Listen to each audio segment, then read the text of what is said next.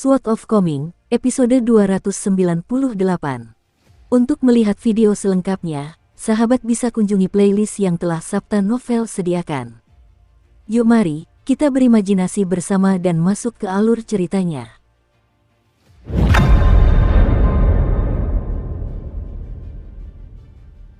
Sebelum Chen Pingan melayangkan pukulan pertamanya, lelaki tua di atas awan gelap itu mengenakan topi 5 gunung yang dihiasi dengan penampakan asli 5 gunung. Topi itu dipenuhi warna-warna yang mempesona, dan samar-samar terdengar suara gemerisik pohon pinus, suara bangau, dan gemericik air mata air. Seperti seorang jenderal yang memimpin pasukan puluhan ribu tentara dan kuda, lelaki tua itu dengan percaya diri memerintahkan lautan awan untuk turun ke benteng kecil dan tak berarti itu. Tiba-tiba ia menyipitkan matanya dan melihat ke arah lapangan latihan bela diri di benteng elang terbang, dan apa yang dilihatnya membuatnya tertawa kecil tanpa sadar. Anak muda yang naif itu benar-benar berani menantangnya seperti semut menantang pohon yang menjulang tinggi. Sungguh kurang ajar, dia dan muridnya telah dengan teliti merencanakan selama hampir 40 tahun untuk memelihara bayi hantu di hati istri penguasa benteng, jadi mereka bertekad untuk mendapatkannya dengan cara apapun.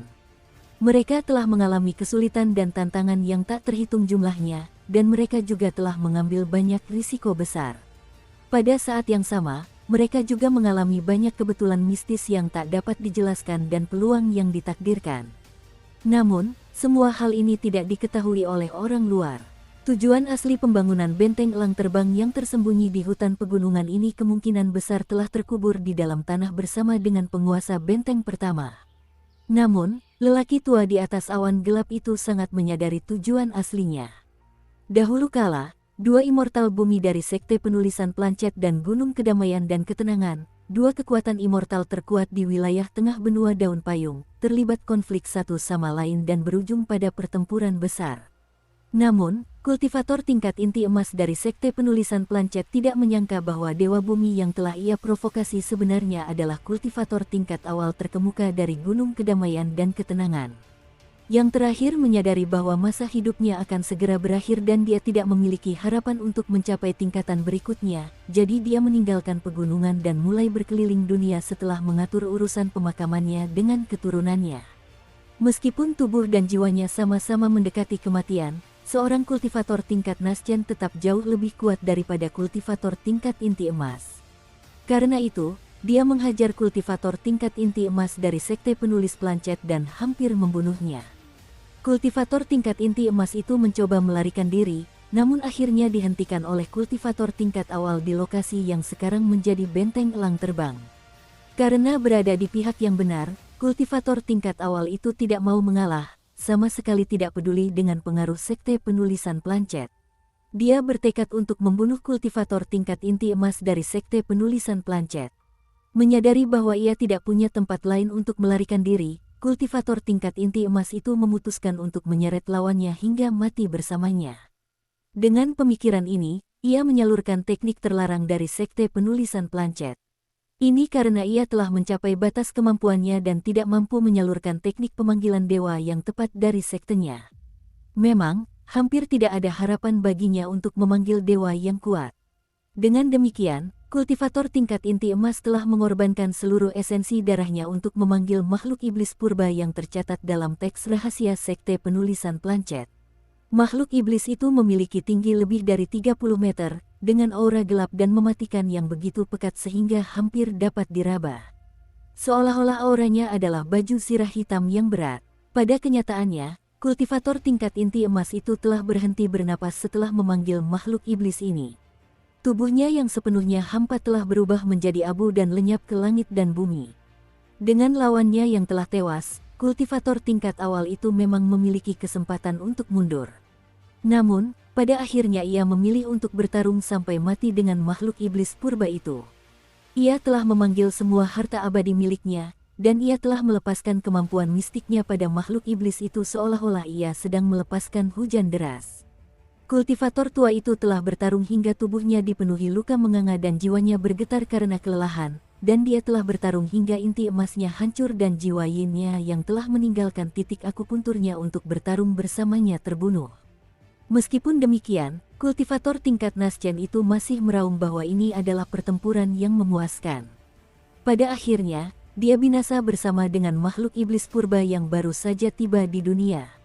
Pertempuran dahsyat itu menyebabkan energi yin dalam radius 50 km berkumpul dan mengembun sedemikian rupa sehingga tidak kalah dahsyatnya dengan medan perang kuno yang menjadi tempat bersemayamnya ratusan ribu mayat. Bahkan setelah meninggal dunia, kultivator tingkat awal dari Gunung Kedamaian dan Ketenangan masih khawatir tentang efek buruk energi yin, takut energi itu akan mengalir ke sekitarnya dan memengaruhi keberuntungan gunung dan sungai dalam radius 500 km di dekatnya. Karena itu, sisa jiwanya secara paksa terus hidup dan menemukan seorang penebang kayu muda di dekatnya. Kultivator tingkat Naschen itu kemudian mengajarkan pemuda itu teknik penaklukan rahasia serta teknik bertarung, yang melibatkan pedang dan energi yang ekstrim. Setelah itu, sisa jiwa kultivator tingkat Naschen juga memberitahu penebang kayu muda itu untuk membangun benteng di sini dan membiarkan keturunannya tinggal di sini dari generasi ke generasi. Dengan begitu, keturunannya yang juga akan menjadi seniman bela diri murni dapat mengandalkan energi yang mereka untuk menekan energi yin yang terkonsentrasi di tempat ini. Pada saat yang sama, energi yin tak berbentuk di sini juga akan bertindak sebagai batu asa optimal bagi keturunan klan Huan ketika mereka berlatih teknik pedang tersebut. Akibatnya, keturunan ini seringkali dapat mencapai hasil 2 kali lipat dengan setengah usaha. Berkat hal inilah benteng elang terbang akhirnya mengukuhkan statusnya sebagai kekuatan seni bela diri dominan di dunia kultivasi, yang menghasilkan banyak sekali anak ajaib. Termasuk ayah Huan Yang, beberapa penguasa benteng sebelumnya gemar berkeliling dunia kultivasi setelah meraih beberapa kesuksesan dalam seni bela diri. Secara lahiriah, mereka tampaknya berusaha membawa ketenaran dan kehormatan bagi benteng elang terbang. Namun kenyataannya, mereka sebenarnya sedang melakukan perjalanan ke gunung-gunung dan kekuatan-kekuatan terkenal untuk mencari para immortal, mencari cara untuk menyelesaikan masalah benteng elang terbang dengan energi yin yang terlalu kuat untuk selamanya. Namun, penguasa benteng tua telah meninggal secara mencurigakan beberapa tahun yang lalu. Akibatnya, Huan Yang, putranya yang tidak memiliki bakat bela diri yang luar biasa, naik ke posisi penguasa benteng dengan sangat tergesa-gesa. Tak lama kemudian, kultivator iblis dari negara Agarwold juga membentuk aliansi untuk menyerang benteng elang terbang bersama-sama.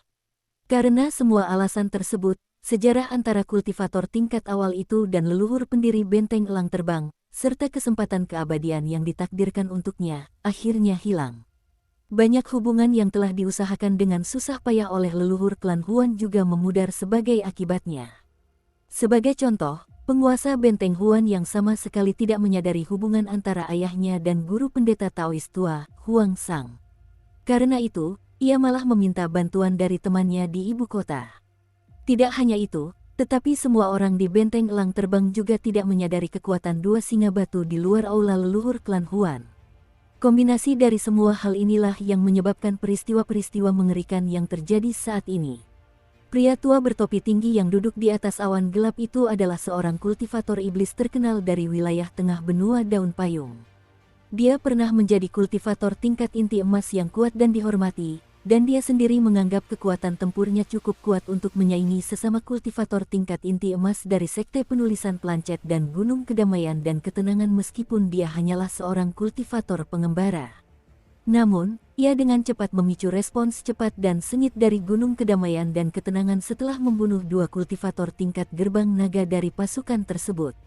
Seorang kultivator muda tingkat inti emas dari Gunung Kedamaian dan Ketenangan meninggalkan pegunungan sendirian dan memburunya sejauh lebih dari 5.000 km, menghabiskan seluruh kekayaan lelaki tua itu. Bahkan, harta karun di sakunya pun hancur berkeping-keping. Pada akhirnya, lelaki tua itu terpaksa mengorbankan separuh tubuhnya dan basis kultivasinya untuk menipu kultivator muda yang bagaikan dewa dari istana surgawi. Barulah kemudian ia berhasil melarikan diri dan menyelamatkan nyawanya. Lelaki tua itu menyimpan dendam yang mendalam terhadap kultivator muda dan Gunung Kedamaian dan Ketenangan, sehingga ia selalu memikirkan cara untuk membalas dendam. Dan demikianlah, sebuah rencana matang yang melibatkan benteng elang terbang dan berlangsung selama beberapa dekade pun lahir. Setelah jatuh ke tingkat gerbang naga, lelaki tua itu diam-diam menghancurkan jembatan keabadian istri penguasa benteng ketika dia masih muda, merampas kemampuannya untuk berkultivasi. Namun, dia membiarkan jembatan keabadiannya tetap utuh meskipun hancur dan dipenuhi ratusan bahkan ribuan retakan. Hanya bagian jembatan di dekat jantungnya yang sama sekali tidak rusak. Hal ini menyebabkan istri penguasa benteng tersebut menjadi seperti guci porselen yang terus menyerap energi yin dari bumi. Terlebih lagi, energi yin ini akan disalurkan ke sumber mata air yang terletak di jantungnya. Akhirnya, lelaki tua itu menggunakan teknik rahasia untuk menciptakan bayi hantu di jantungnya, yang terus-menerus menyerap vitalitas dan energi yin-nya.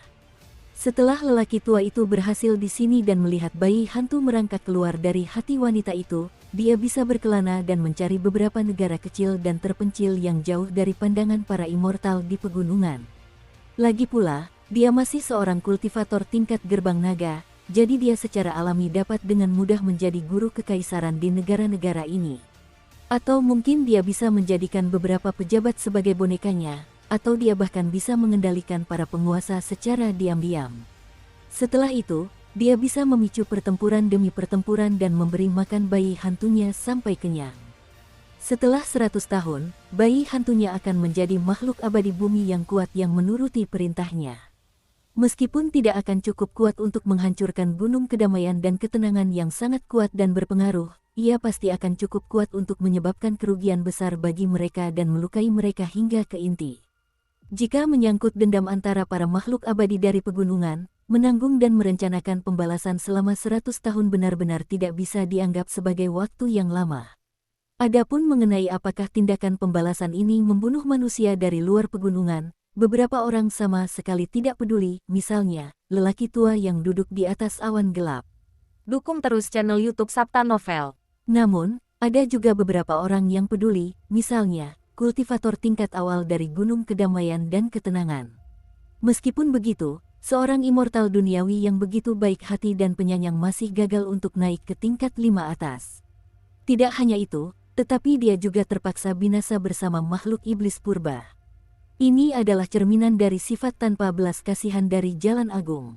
Ia tidak membeda-bedakan berdasarkan apakah seseorang itu baik atau jahat. Bagaimanapun, lelaki tua di atas awan gelap itu masih merasa sedikit geli setelah seniman bela diri muda itu melayangkan pukulan ketiganya. Jika seseorang tidak memiliki kekuatan untuk mendukung aura kuatnya, maka ia tidak akan lebih dari sekadar bangunan kosong yang hanya tampak mewah dari luar. Namun, lelaki tua itu benar-benar terpesona melihat jubah dao emas yang berkilauan di tubuh bocah muda itu. Ini adalah kejutan yang sama sekali tak terduga. Bocah muda ini, seorang pemula di dunia kultivasi, ternyata memiliki harta yang begitu berharga dan tidak mengerti bagaimana menghargai hidupnya sendiri. Ini memang harta karun yang sangat mengesankan. Bahkan, mungkin ini adalah harta karun abadi yang sesungguhnya. Mungkin keberuntungan akhirnya berbalik. Mungkin sekarang gilirannya untuk merasakan kekayaan dan kekuasaan. Mungkin dia tidak perlu lagi berlarian seperti tikus, dan mungkin dia bisa kembali ke kejayaannya lebih cepat dari yang diperkirakan. Adapun apakah bocah muda berjubah emas itu adalah murid dari suatu kekuatan abadi, lelaki tua di atas awan gelap itu sama sekali tidak peduli. Dia sudah menyinggung Gunung Kedamaian dan Ketenangan, jadi apa salahnya menyinggung satu kekuatan lagi? Saat lautan awan gelap turun semakin rendah, hampir semua penduduk benteng elang terbang mulai merasa pusing dan kehilangan orientasi. Beberapa orang tua, bayi, dan wanita yang tubuhnya lebih lemah dan energi yangnya tidak cukup kuat juga mulai muntah di rumah mereka. Suara tangisan yang tak henti-hentinya bergema di jalan-jalan besar dan gang-gang kecil, serta di antara gedung-gedung tinggi dan halaman-halaman rendah. Banyak pemuda yang berlatih bela diri menatap dengan linglung ke arah lautan awan hitam pekat yang menerjang mereka, merasa seolah-olah mereka akan hancur berkeping-keping. Beberapa pemuda dengan kemauan yang lebih lemah sudah kehilangan semangat untuk melawan, tubuh mereka gemetar ketakutan saat mereka menyerah pada segala pikiran untuk melawan. Masa depan bela diri mereka akan hancur bahkan jika mereka berhasil selamat dari malapetaka hari ini. Mengikuti jejak keributan yang menyerupai gempa bumi, beberapa orang juga memperhatikan cahaya keemasan yang spektakuler bersinar menembus debu dan abu yang berterbangan ke arah tempat latihan bela diri. Satu demi satu, semburan aura tinju itu dipenuhi dengan kekuatan saat ukurannya semakin besar dan kuat, tumbuh dari sebesar lengan menjadi selebar mangkuk dan kemudian selebar sumur. Aura tinju terus membesar, tampak tak terbendung saat melayang ke langit. Seolah-olah seseorang sedang melepaskan rentetan serangan tanpa henti ke lautan awan. Sebagian orang tidak bisa menahan diri untuk berpikir, orang ini hanya berani menyerang awan gelap karena basis kultivasi seni bela dirinya yang tinggi. Di lapangan latihan bela diri, Chen Ping'an tidak berdiri diam saat melayangkan pukulan ke langit. Sebaliknya, ia akan dengan cepat mengubah posisinya setelah melayangkan setiap pukulan, melakukan meditasi berjalan 6 langkah dari panduan pengguncangan gunung dan menyalurkan ki-nya sesuai dengan teknik 18 langkah. Hanya setelah melakukan ini, ia akan melayangkan pukulan lain menggunakan kuda-kuda tinju dari teknik penguapan hujan dan niat tinju dari teknik tabuhan gendang dewa. Setelah melayangkan 10 pukulan, kekuatan tinjunya sudah jauh lebih besar daripada kekuatan injakannya. Aura tinju bocah muda itu melesat ke langit, membawa serta deru angin dan gemuruh guntur. Di dekat tempat latihan bela diri, genteng keramik di atap rumah-rumah mulai meledak hebat lapis demi lapis. Dengan Chen Ping'an sebagai pusat gempa, dinding-dinding halaman dan rumah-rumah di sekitarnya juga mulai retak secara kacau. Lempengan batu biru di lapangan latihan bela diri juga mengalami kerusakan yang sangat parah, dengan 10 lubang dengan kedalaman yang berbeda-beda kini menghiasi permukaannya. Meskipun 9 pukulan pertama masing-masing lebih kuat dari yang sebelumnya, semuanya hanya menembus awan gelap dan tidak mengenai apapun. Namun, pukulan ke-10 langsung melesat ke arah tikar jerami merah tempat lelaki tua bertopi tinggi itu duduk bersila. Meskipun lelaki tua itu sudah merasakan sedikit kecemasan, menandai bocah muda itu sebagai seseorang yang jelas-jelas perlu dia bunuh dan terlebih lagi seseorang yang perlu dia bunuh terlebih dahulu, dia masih relatif tidak terpengaruh oleh pukulan ke-10 Chen Ping'an yang kuat. Sebaliknya, dia merasa sedikit bersaing. Pria tua itu terkekeh dingin sebelum mengulurkan tangan dan memanggil bola cahaya hijau gelap besar yang tiba-tiba memancarkan cahayanya. Kemudian dia memutar telapak tangannya dan menekan ke bawah, menghalangi jalur aura tinju yang menerobos awan gelap. Terdengar suara dentuman yang memekakkan telinga, dan tikar jerami lelaki tua itu sedikit bergoyang saat lautan awan gelap di bawahnya bergetar hebat. Aura kepalan tangan dari tempat latihan bela diri dan cahaya hijau menyilaukan di sekitar telapak tangan lelaki tua itu meledak bersamaan, berubah menjadi bintik-bintik cahaya yang tak terhitung jumlahnya. Aura kepalan tangan yang hancur itu menghilang ke lautan awan di dekatnya, menyebabkan serpihan emas berhamburan ke dalam awan hitam pekat yang awalnya seperti tinta dan memancarkan aura kematian. Terdengar suara gemuruh terbakar saat serpihan emas itu menyerang awan gelap. Pria tua itu menggoyangkan pergelangan tangannya dan melihat melalui lubang menganga yang telah terkoyak di awan gelap oleh pancaran aura tinju yang bersinar itu. Dia menatap ke bawah ke lapangan latihan bela diri yang hanya berjarak 90 meter, dan dia berkata dengan senyum mengancam, "Sungguh mengesankan. Di usiamu yang masih muda, kau dapat dianggap sebagai Grandmaster bela diri di wilayah dunia kultivasi di luar pegunungan. Namun, kau tidak mau menikmati hidupmu di dunia kultivasi, dan kau bersikeras berdiri di sini dan menentangku. Sungguh naif dan kurang ajar." Sambil berbicara, lelaki tua itu mengangkat tangan dan menyatukan dua jarinya, mendekatkannya ke topi tingginya yang dihiasi dengan penampakan asli 5 gunung. Dengan sapuan lembut, ia mengambil niat sebenarnya dari sebuah gunung timur dari masa lalu dan mengirimkannya meluncur turun melalui lubang di awan. Gunung pertama dari 5 gunung yang meninggalkan topi tingginya adalah Gunung Mini seukuran ibu jari. Namun, gunung itu telah tumbuh hingga sebesar tikar jerami lelaki tua itu ketika mencapai kakinya. Setelah meluncur melalui lubang di awan, gunung itu telah menjadi sebesar meja. Pria tua itu tertawa terbahak-bahak dengan riang dan berseru dengan suara yang sangat gembira, "Aku telah bertahan dan bersembunyi seperti kura-kura selama bertahun-tahun, tetapi surga pada akhirnya tidak mengkhianati mereka yang berjuang melewati kesulitan. Akhirnya giliranku untuk menikmati keberuntungan. Jika aku menghancurkan sari darah dan dagingmu dan memberikannya kepada bayi hantu itu, sangat mungkin ia akan melesat ke tingkat pengamatan lautan begitu ia terbebas dari jantung wanita itu." Berdiri di lapangan latihan bela diri, Chen Ping'an sama sekali tidak takut saat melihat gunung yang runtuh dari langit. Saat tinggal di kediaman leluhur klan matahari di kota Naga Tua, kekuatan naga banjir emas yang menerjangnya dari awan tidak pernah lebih lemah dari ini. Namun, bukankah dia tetap mengayunkan tinjunya ke arah mereka? Aura yang dimilikinya tumbuh hingga mencapai tingkat yang dahsyat dan agung. Niat tinjunya sangat kuat dan meluap-luap, dan dia sangat yakin bahwa tinjunya dapat menghancurkan semua teknik. Jubah emas Chen Pingan yang berkilauan berkibar di udara, membuat bocah muda dari Gang Fas Tanah Liat itu tampak seperti seorang abadi dari pegunungan untuk pertama kalinya dalam hidupnya.